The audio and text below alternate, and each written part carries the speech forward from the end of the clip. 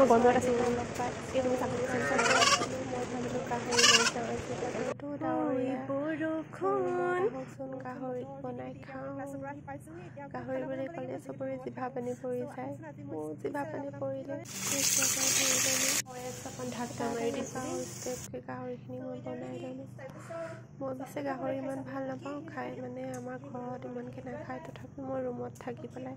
শিকিছোঁ আৰু অলপ চলপ খাবলৈ চ' ইমান ভালকৈ বনাবও নাজানো তথাপিও বনাইছোঁ আৰু চেষ্টা কৰি কেনেকুৱা হৈছে ক'ব আপোনালোকে আৰু এই চেনেলটো মই ফুড ব্লগ দিম বুলি খুলি লৈছোঁ চ' আপোনালোকে চাই থাকিব মোৰ ব্লগটো মই দি থাকিম আপোনালোকে ছাপৰ্ট লাইক কমেণ্ট কৰিব তেতিয়া আৰু মই উৎসাহ পাম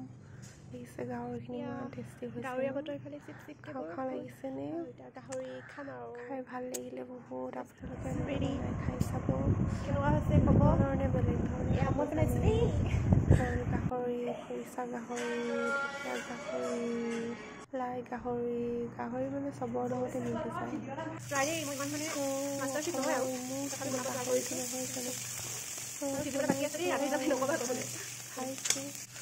চামুচখন ভাল লাগিছে চব কাম বন কৰি নিজে বনাব লাগে কষ্ট হয় ঘৰৰ পৰা দূৰত আছোঁ মোৰ ঘৰ হৈছে গোলাঘাটত এইফালে শিৱসাগৰত মই পঢ়ি আছোঁ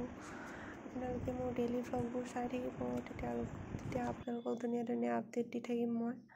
চ' আজিলৈ bye bye guys stay tuned and stay safe thank you for your time bye guys